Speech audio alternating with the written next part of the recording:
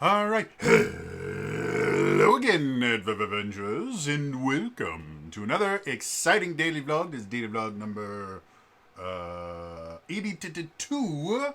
Today, we're going to do something special that I call TJ's Guide to Convention Play. For anyone that watched my D&D stream on Wednesday that I talked about yesterday, one of the things I do, man, my eye is just going nonsense right now. Got like something in it and it's driving me nuts. All right. So, one of the things I do before every one of the RPGs that I run, mostly because I got started doing it for Zelda Universe, is I do this announcement section, which I call announcer moments. And basically all it is for ZU, they would always have other things that were going on. And so it'd always be announcer moments. This Sunday we're having a panel at this, and so I got used to, excuse me, I got used to doing that in my Wednesday night games too, despite the fact that I'm not, running for a company or anything like that. It's just me. And so I normally talk about stuff that's going on, and I mentioned that going on right now is PAX East. PAX is short for Penny Arcade Expo. And it started off as a single convention in Seattle, which is where PAX is. And it later expanded to, I think, 3 or 4 different conventions in the U.S. There's a PAX that happens in Australia, and I think at one point there were machinations that they were going to do something in Europe. I don't know if that ever became a thing. But PAX is one of the biggest gaming conventions around now. And while it does tend to focus significantly more on video games, they do have a convention in the South called PAX Unplugged. And that focuses specifically on board gaming and stuff like that. And so PAX East, which happens in Boston, tends to be one of the earlier conventions of the year. There's the Midwest Gaming Expo, I think is what it's called, and that happens in like January, February. Then you have PAX, and then a lot of conventions start happening. Like March is when what I call convention season starts. So you have March and April, and then June, July, and August. There are just tons and tons of convention. San Diego Comic Con happens, I think, in like July. Gen Con is in August. Dragon Con is in August. And they go pretty hardcore until around October, November, and then they stop. So the majority of the year is convention season. If it starts in March and then ends in like early November, it means basically just November, December, January, and February. 4 out of the 12 months are non-convention season. But the biggest grouping of conventions tends to happen over the summer in the U.S. I've talked many times before. I got my start DMing. The first time I did it was for a bunch of friends that I had for a gaming. I had a board game group that would meet at my house. I think it was like once a week or once every other week, something like that. And so that was the first thing I did. But I didn't really start DMing regularly until I started helping run, and then completely running on my own, a friendly local game shop's D&D program. And when I was there, I saw this notice for a local convention that needed DMs.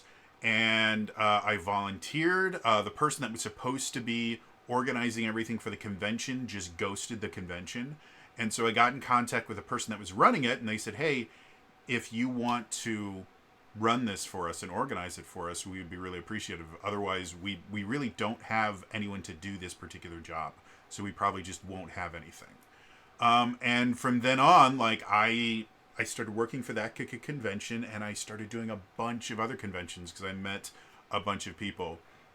And so I cut my teeth in DMing, running convention games. And there's still some of the best tabletop RPG experiences I have ever have been at conventions.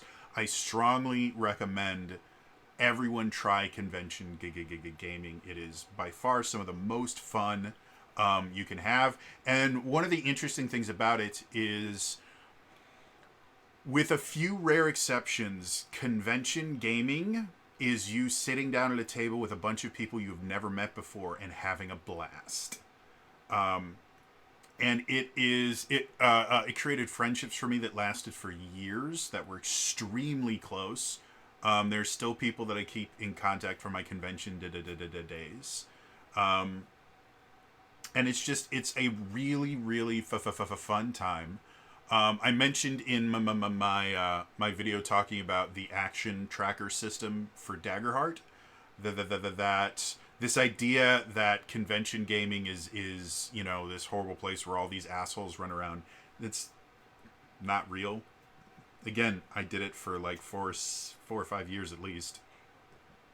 And I still have friends that do it. I would still be doing it if I physically could, but I can't. So it's a lot of fun. However, one of my own issues with my anxiety is doing things that that I can't plan for, and I can't really, predict what's going to happen. So the point of this video is I'm going to talk about how things used to work, which I think it should be relatively similar to how they still work, because again, I did everything from really small, like a few hundred people, large conventions, to Gen Con. So I have seen the full gamut of what it is, and the systems themselves were not broken, so I don't really see any need to fix them. So I'm going to describe basically how things used to work, and I assume that's how they still work. If this is something you guys are really interested in, let me know in the comments down below. If enough people are really, really interested in finding out how they work nowadays, again, I still have contacts with conventions. A buddy of mine actually not only runs his own charity convention, but I just saw they sold out their hotel block. So the way that a lot of these conventions work is they will contact a hotel nearby or the hotel that they're being hosted at, and they will basically reserve a block of rooms just for their guests. And depending on the size of the convention, that can sometimes be the entire hotel, or it can just be a few floors or just something like that. But it's a way to ensure that their guests are going to be able to get hotels. And for this particular buddy of mine, they sold out their block. And so now at that particular hotel, it's kind of a first come, first serve thing. So that's a very good thing, especially for a charity convention that was started, I want to say like 6 or 7 years ago. Like, it hasn't been going that long.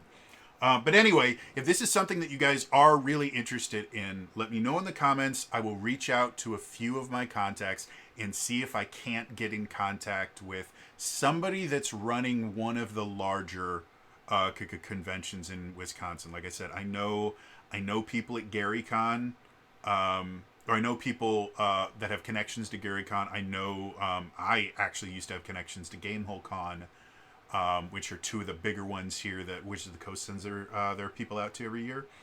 And like I said, I also know somebody that organized, I think, like 3 or 4 different conventions over this summer. So yeah, if you guys want up-to-date information, let me know. I will reach out to my contacts and see if we can't have like a Zoom call or something about it. But for the information that I remember, this is how it works. Now, again, this is going back at least 6 or 7 years. It might be closer to a decade now. I attended Gen Con, I think, in 2013, so that was 10 years ago. And that was before I was really, really heavy into the conventions. And then I did the convention circuit for, like I said, somewhere between about 4 or 5 years. So, yeah, this information is probably about like 5-ish years old. So the way that it works, the first thing that you need to do for any convention is you need to get a pass to the convention. And these will vary in price. Smaller local conventions, you might be able to get a full weekend pass for like $30. The more expensive conventions, things like PAX and that, a single day pass can cost you like 30 or 40 bucks. A whole weekend pass can run you upwards 50, 60, 70, 80. It all depends on the convention. If you're going to something like San Diego Comic-Con or something like that, you're going to be paying out your nose for it, and you're going to be fighting a bunch of other people to be able to get tickets for it. My recommendation, there's a ton of different Comic Cons. There's New York Comic Con, there's Chicago Comic Con, there's Seattle. Like, there's all these different Comic Cons, and they're run by a couple different companies, but I think the bigger one is like Comic Con International, which is the one that actually runs San Diego Comic Con. Those are not gaming conventions. Those are geek conventions. They will probably have some gaming stuff there, but the vast majority of the convention is not going to be tailored towards gaming. So if your goal is to play RPGs at a convention, avoid those. They're going to be a lot more trouble. Things like Gamehole Con, Gen Con, Midwest Gaming Expo, PAX Unplugged, and even I think Penny Arcade Expo, like PAX Prime and PAX East, I believe they do have some tabletop RPG stuff there. It's just not going to be a huge focus. And then obviously here in Wisconsin, Gamehole Con and Gary Con are the two largest. But there's also ones like Dan's Con of the Vale. There's quite a few. I don't know how many are still operating nowadays, because something happened in 2020 that changed the landscape of everything. But those ones, those two I know in particular are still going strong.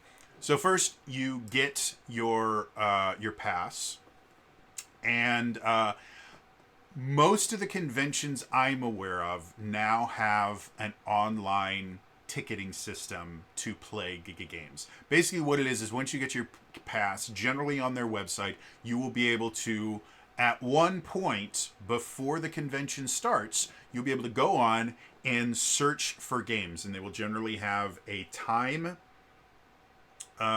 slot for them. They will have the name of the game. Most of them will have the system that it uses, and they'll generally have a description. Each convention's a little bit different. Back when I used to help run a convention, I had to fill out all those things by myself. It was a pain in the ass, but it was a lot of it would say how many players could have at a table and all this stuff, whether or not you needed to know the rules or whether it was beginner friendly. Some conventions will have that, some won't. The important thing you need to understand about signing up for games at a convention is a lot of conventions will have time slots that butt up right against each other. So you'll have something like 8 to noon, because at gaming conventions, you're generally going to have 4-hour time slots or 2-hour time slots. And that's because that's what most convention games that are written for conventions are designed for. When I was doing it, it was mostly 4-hour time slots. So what you'll have is you'll have like a time slot from 8 to noon, and then noon to 4, 4 to 8, 8 to midnight, depending on the convention. Some conventions will run all the way till midnight. Some of them will end at like 10 o'clock or something like that. If you are signing up for games, understand if you sign up for an 8 to noon game and then a noon to 4 game, and they are not in the same room, you are going to either have to leave early from one or come in late to another one, which, depending on the convention, can be a little bit of an issue. Now, as a GM, we are all aware of the time slots. Like, we're extremely aware. So most convention GMs know to end their games at least 5 minutes short of the end time, and to start probably about 5 minutes late, just to ensure that everyone can get to the games. I cannot guarantee that's going to happen, but understand when you are signing up for games, which was the norm. Think about your schedule. Think about if you're playing a bunch of D&D games, more likely than not, they're all going to either be in the same room or they're going to be in very close rooms. So you can sign up for games one after another and have no issues. If you want to sample a bunch of different things, like maybe you want to do some D&D Adventures League and then do some Pathfinder, and then a Shadowrun mission, and then like a random indie RPG, like a Firefly RPG or something like that, understand you're probably going to be moving around the convention a fair amount. Conventions in general will try to keep similar things near each other, but it all depends on how the convention is built. And there's certain groups like Pathfinder Society. A lot of times, Pathfinder Society will have their own room, and it's a lot of times it's kind of sequestered away from everyone else, and that's what Pathfinder Society people want. Is they want to be able to put up big signs and like, this is where Pathfinder is. The same thing used to happen a lot with the D&D Adventurers League stuff. They would give them their own room because it was by far the most popular stuff. At places like GamehoCon, they could run hundreds of tables of it. Gen Con, they would run literally probably like 500 or 600 tables over the weekend. Like, it was insane. Or not GamehoCon, Gen Con. They would run like 500 to 600 tables over the weekend, and they would have like 20 or 30 tables going simultaneously. It was nuts. So that's the first thing you do. Find the games that you want. Most of the places are going to have ways to sort them by game type, or by time slot. And both of those work. If you're specifically going, well, I definitely want to play a Call of Cthulhu game, and I definitely want to play a D&D Adventures League game, it's pretty easy to just go, let me look at all the D&D games. And any D&D Adventures League game will have, as part of their title, will always have DDAL dash something.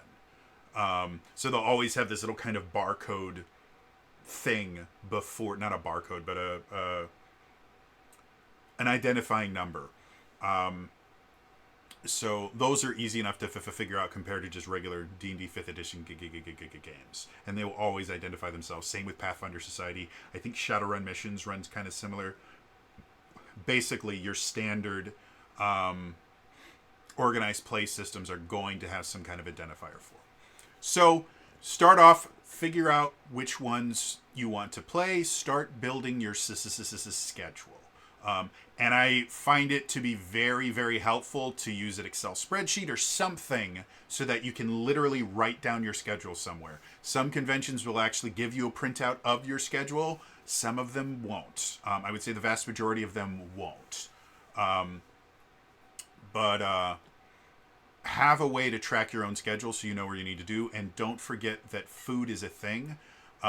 Some conventions are fine with you eating while you are playing. Some are not. Some GMs are fine with you eating while you're playing, and some are not. So it's never a bad idea, if it's your first time going to a convention, to plan a period of time where you're not doing anything that you can go get food. All conventions will have food. The vast majority of them will have food on site. The food on site is ungodly expensive. It is like whatever you think it should cost, multiply that by 4. It is always ungodly expensive. The food that you get on site is generally not super high quality, but it's not bad. And a lot of it depends on the hotel that you're in. The convention that I used to run for, they would rent out this entire hotel. And because of that, the food that was on site was the stuff that was cooked by the hotel. And it was remarkably good. Like, you could get, as part of a couple of the packages, you could get a breakfast buffet thing. And we had one year we did a breakfast buffet with a bunch of the D&D Adventure League leaders that I got to help kind of organize. And it basically would be, you would eat, and there would also be kind of a Q&A as part of it. And it was a really cool thing. So your mileage may vary. However, at every single convention I've ever been to, there is also going to be food off-site. There will always be restaurants near hotels. They make money off of that. So you can always go to restaurants. You can do fast food. You can do sit-down stuff. If you're in a larger city, food trucks are a thing. Food trucks are phenomenal. I know a few people that are kind of hesitant about food trucks. They're like, well, I don't know. Food trucks are great. First things first, if a food truck is not hygienic, you will be able to tell instantly. In a restaurant, they can hide that in the kitchen. You will have no idea how bad it is unless you really understand how restaurants work. Food trucks, there's nowhere to hide it. So if you go up to a food truck and you get kind of a sketchy feeling from it, maybe avoid that one. But for the most part, food trucks are great. You can get phenomenal food. A lot of time you can get specialty food that you're not going to be able to get in a store. Like there's a lot of Mexican food trucks in Wisconsin, and then in Indianapolis that I was there. So you can get like taco trucks and stuff like that, and it's always good food. And then you'll get special things like there'll be a Thai food truck or an Indian food truck or something like that. Give it a try. If you don't have issues with like eating strange food, give it a try. It's generally a really, really good way. They're generally going to be cheaper than once you get inside, and a lot of the times they will just drive up as close to the convention hall as they can. I know in Indianapolis when they did Gen Con, there was this whole area that was just kind of cordoned off, and it was just food trucks, and they would just show up at meal times, and it was really, really great. So ensure that you give yourself time to eat. Once you get used to conventions, you will know which conventions allow you to eat in the Giga game rooms, and you'll start learning the game masters that allow it to. Because even if the convention allows it, the game masters don't have to. So understand that most like there are some games that run 8-hour blocks. The D&D Adventure League used to do one 8-hour adventure every season, and in those in particular, they give you a break in there to eat, and most people go out, get food, and come back and eat. Was my experience. But make sure you give yourself time to eat. Now, there are two different kinds of conventions as far as it goes for tabletop gaming. There are conventions where your entrance ticket gets you access to everything in the convention, or most things in the convention, and then there are conventions that you pay per game you play. The ones that are pay per game, generally the ticket price for the convention tends to be a little bit cheaper because they're going to make up the money off of the events. And in general, the events, again, this is going back 5-6 years, the events were never prohibitively expensive. I think most of the time you were paying like $2 or $3 per game, which is not an exorbitant amount. And again, when you're going to a convention, you should expect to spend money. That's what they're there for. So understand which one you're doing. If you're doing one that is you have to pay per table, when you are signing up for the games, it will list the ticket price, and different games will have different ticket prices. There are certain games that are run by celebrity, like Chris Perkins runs games at GameholeCon, or at least he used to, every year. And so his games were a lot more difficult to get into. I can't remember if GameholeCon charges per table or not. It's been so long. But stuff like that, like I know there was a celebrity that used to be really big in the tabletop RPG space, who got into some controversy a few years ago about just being a horrible, disgusting person. Her and her husband were both just horrible, disgusting people. If you're wondering who it was, I'm not going to say their name, but they had an affinity with bards. Let's put it that way. Specifically, a official Wizards of the Coast live play series about bards. And we'll leave it at that. She used to run games, and her tickets were like $20 or $30 a head. So understand that. I am not against the idea of the ones that you have to pay for. I know there are some people who's like, nah, I'm not gonna pay for table if I have to pay to go to the convention. Then that's you.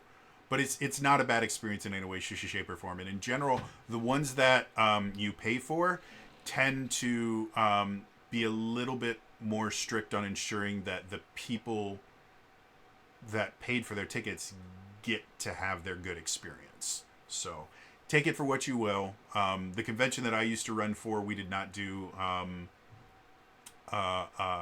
pay per game, with a few rare exceptions. But the Adventures League stuff was always just included in the weekend pass or the day pass price. And I never had a complaint from anyone because I was very, very hands on, and I selected all my DMs personally. So anyway, so that's all the kind of pre-process. When you are kind of getting ready for the convention, because you should prep for the convention. Any of the adventures that you're running should have either a level range or something that tells you what you need to bring. For the D&D Adventures League, because that's what I have the most experience with, you will not only have to have a D&D Adventures League legal character, but you also had to have a log that basically showed every game that your character had played in. They used to have these print copies that you could fill out and stuff like that. I had a website that I used to actually use to keep track of mine because I can't write anything down. So all of those things, make sure you have the characters that you need. Now, does that mean that if you don't have a character before you can't play? Absolutely not. If it's a beginner's game, go to the area where you're going to be playing a little bit early and look for someone that looks like they know what they're doing. There will generally always be a table or something there that's meant to be kind of the customer service table. And if there isn't, just look for someone sitting behind a GM screen and just go, hey, I've never done this before. They will direct you to someone who will help you get everything that you need.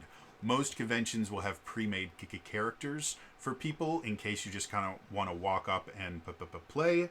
Otherwise, they will have like a character creation station or somebody there that will help you create a character. Absolute worst case scenario, your DM will generally be able to help you create a character if it is a low level adventure. If you are playing a high level adventure, you're expected to not only have a character, you're expected to know the rules. So if you've never played before, look for low level adventures.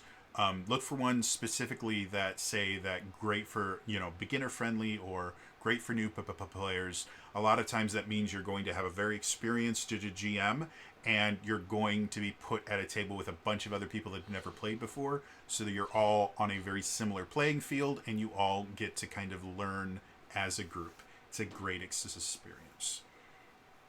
When you get to the convention, you will check in with the convention, and if they use a ticket system or something like that, you will generally give an envelope or something that has all your tickets for your events.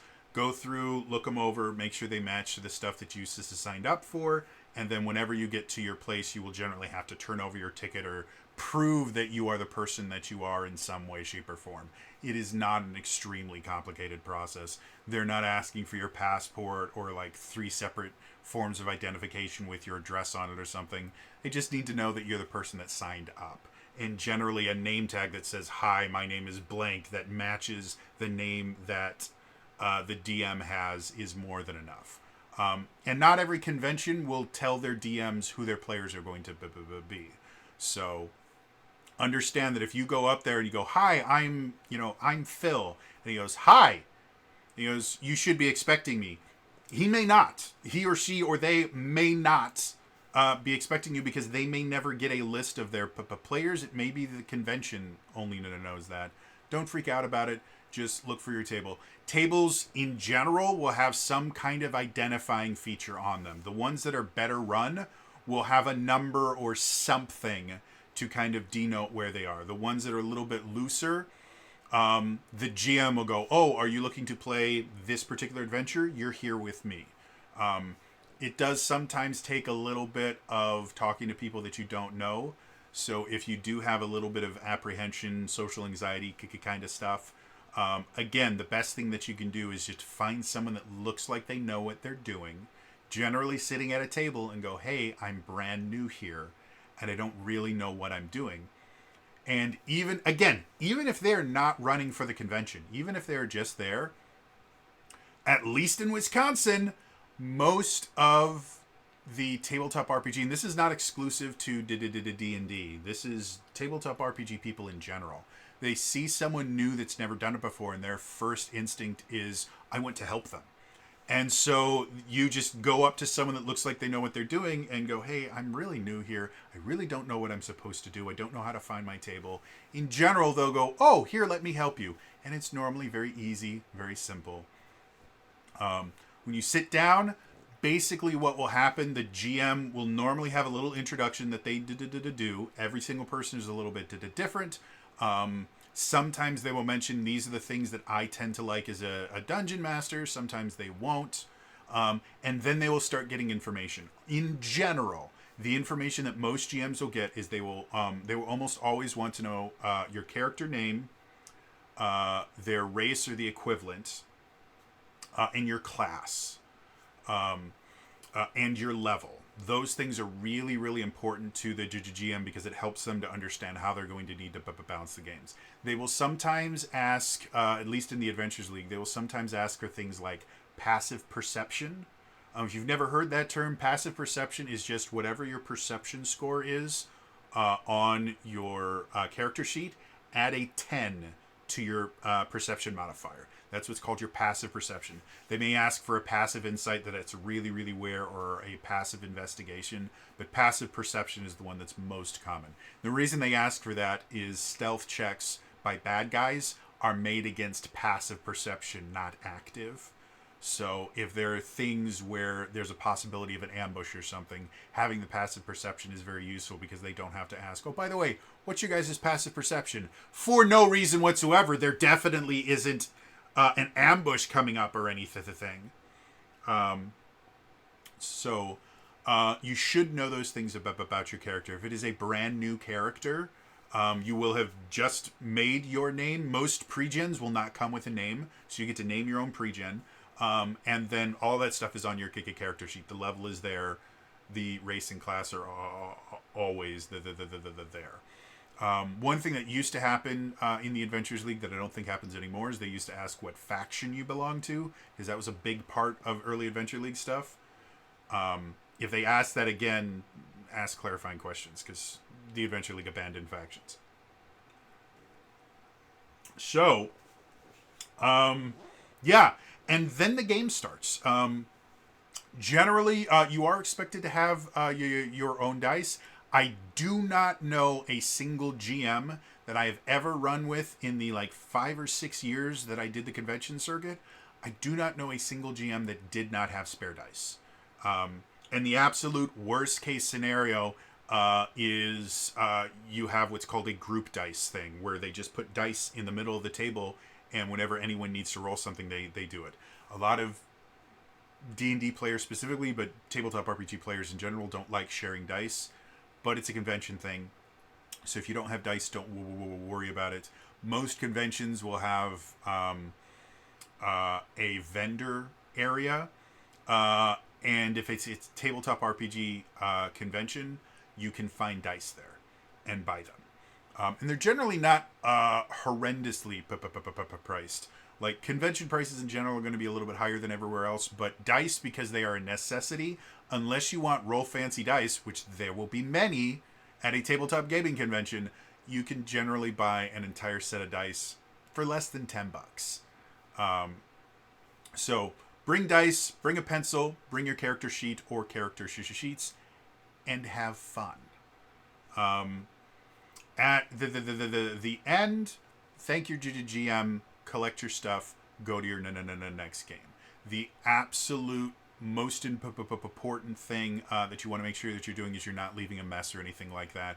Because, again, with how tightly most conventions put their games together, if you leave garbage or something at a table, there's a very good chance that the next group of people is going to be there instantly.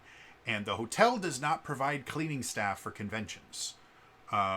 So that means any cleaning that has to be done by convention people. And the convention people are generally all volunteers, and they don't get people to volunteer for trash duty. So it's someone that is already doing 7 other things might have to come and clean up your mess, and that will get you a black mark at the convention, and people just will not like you. So, and that's really how convention play goes for the most part. You go to your table, you'll get that initial information, you'll play the game, you'll get up and go. It's generally very painless. It's super, super fun. There are conventions, most conventions will also have kind of drop-in play style things where there will just be games that if you don't have something that you're doing, you can just go over and sit down. Obviously, ask first before you sit down. But for most conventions, the minimum number of players to play is 3. The maximum number is 7. So if you see a table that has at least 4 players, but no more than 8, you don't have anything to do for the next 4.5 hours, you can always walk over and go, hey, by the way, do you guys want an extra player? Most will be perfectly fine with that, and those that aren't will just tell you for the most part.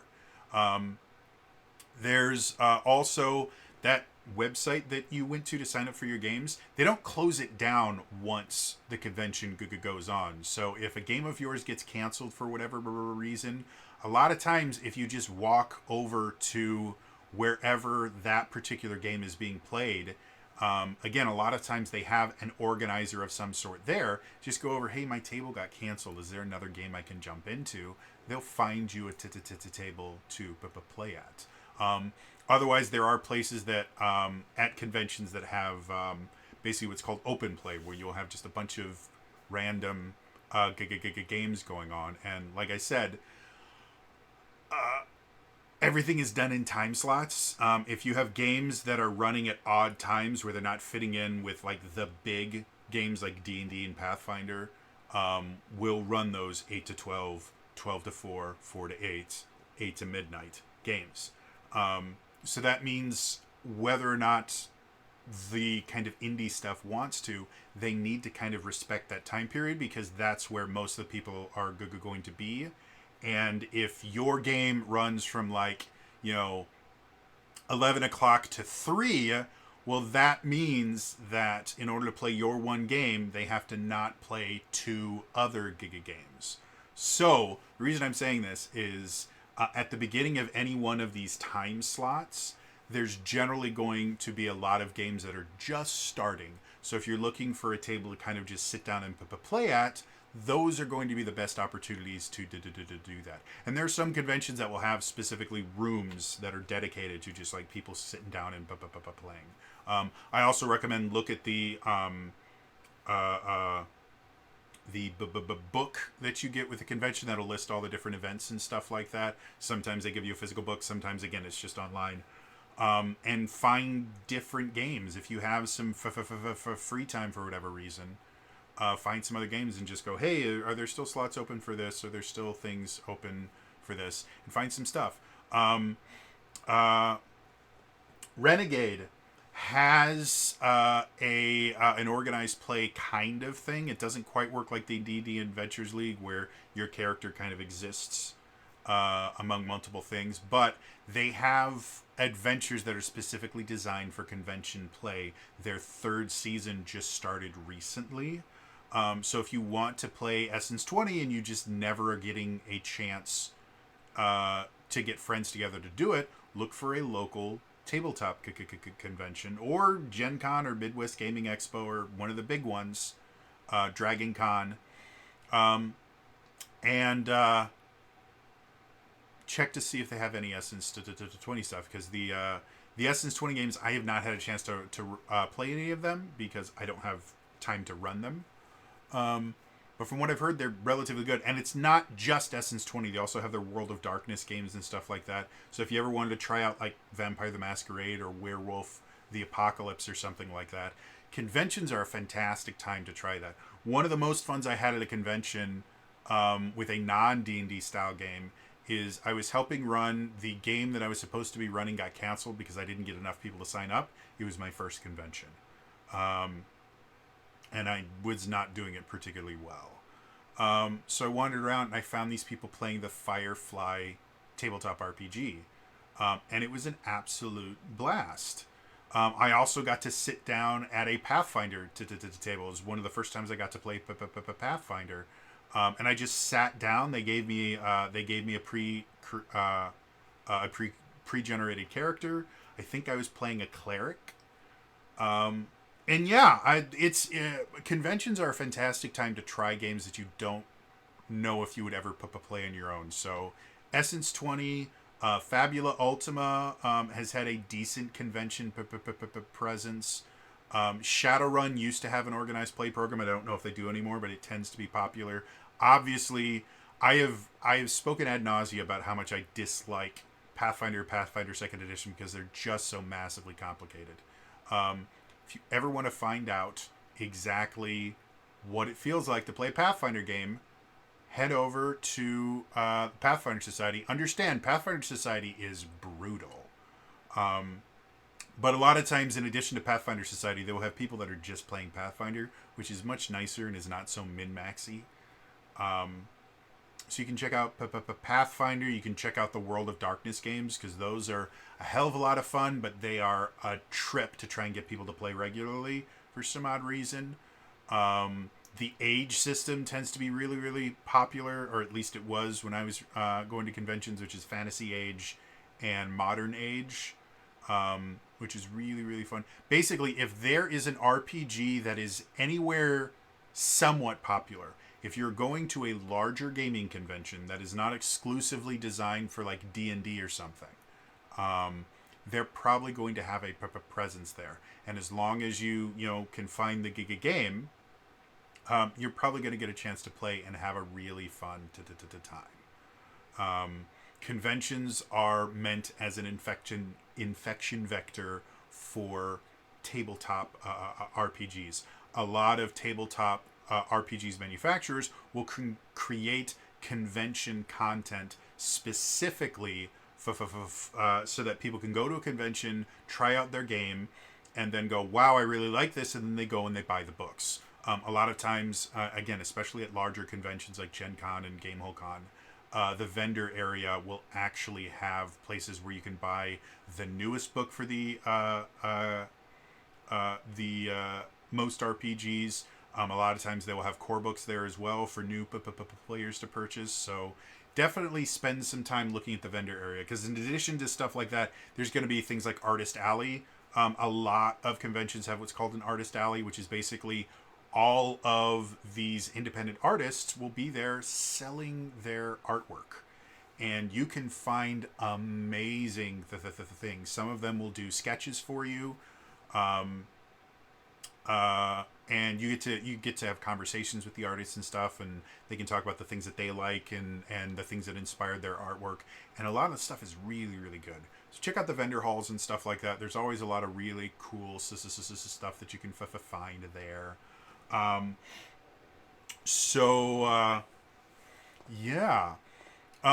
The only other thing that I want to make mention is something that I believe is unique to the D&D Adventures League, though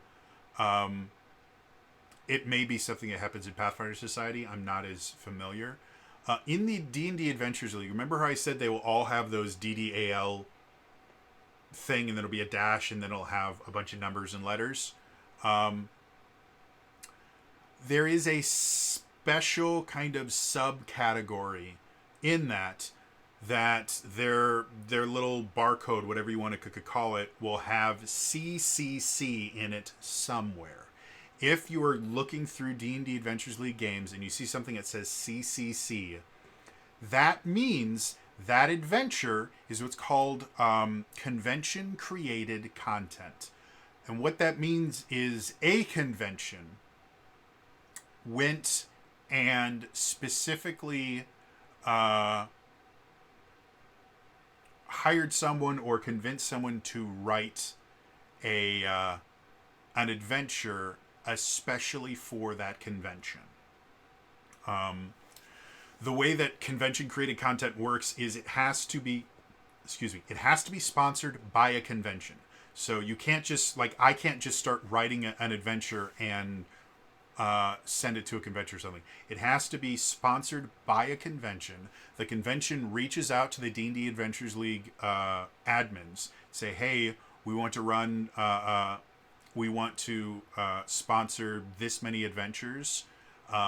You give them an elevator pitch of what you want to do, and then if they like the elevator pitch, they send you a list of rules and regulations that you have to follow.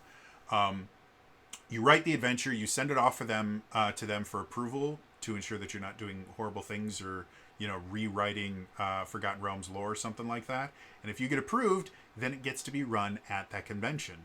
And then generally like a few weeks to a few months after it's run there, it's put up on the DMs Guild and people can buy it. And that's how these CCC creators, and that's how I believe all D&D Adventures League creators actually make their money and get paid for it. Is they get the royalties from the DMs Guild. So if you ever see CCC, look at the description. If it says premiere or something like that, it means that content was written specifically for that convention, meaning you will be one of the first people to experience that particular content. Some CCC content is phenomenal. Some CCC content is not. Your mileage may vary, but it is something that is unique to the convention scene. And there are a lot of really, really skilled and talented creators that are writing adventures for conventions. And most of the bigger conventions will have at least one or two, if they're running D&D Adventures League stuff, they have at least one or two con-created adventures premiering every year. And it's a long process. Again, I was involved in the process for a little bit before my disability got bad enough that I couldn't do conventions. And in general, to write a CCC, it is generally about a 9 to 10 month process. Like you have to apply for next year's adventures like a month or two after your convention finishes the previous year. But they're a lot of fun. They're very, very cool. And again, you get to meet a lot of other cool stuff. There are also the D&D admins write their own adventures, or at least they used to, and those can be really, really fun. I know Greg Marks, which I don't know if he's still with the D&D Adventures League, but I know he used to be. He has a series of adventures that he wrote that I actually got to play in one with him running it himself, because he was at one of my conventions. And it was super, super fun. So anyway, I hope that kind of demystifies a little bit of how playing at a convention goes. Like I said, it's really not that bad, especially with how more digital most conventions have gotten now. In the earlier days, you would get there and you would have to kind of go and kind of hope that there was a table open for you, or you'd have to sign up when you got to the convention or stuff like that, and it was really annoying. Now that they have websites to do it for you, it's significantly easier, and it means that you can kind of plan your day out a lot easier. So definitely check it out. And again, when I did conventions, I did exclusively D&D Adventures League stuff because I was a local coordinator. I was heavily involved in the Adventures League at that point, and so that's what I did. But I would highly recommend, if you're not running games, check out as many different systems as you can. Like I said, most games are going to run for about 4 hours. If you can find some 2-hour games, you're more than welcome to play them. I've never enjoyed the 2-hour adventures as much as I have the 4-hour adventures. The 4-hour adventures just feel a little bit more complete. But now I run almost exclusively 2-hour adventures, so your mileage may vary. Thank you, phone. So yeah, I hope this helps out people that are a little bit anxious. And like I said in the comments down below, if you would like me to reach out to my old contacts and see if I can't get someone that currently runs a convention to talk about how they are currently run, let me know. This is not something that if I get like 1 or 2 comments that I'm going to do it. I need a decent number of people, like at least half a dozen to a dozen people going, please reach out to your contacts. Because it's a lot of work for me, and it also means I have to talk to people that either I haven't talked to in a long time or I've never met before, and that sets off my social anxiety really, really bad, even if it's over Zoom.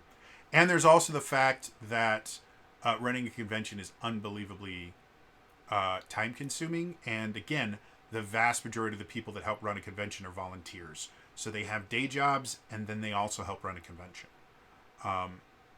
So finding time where they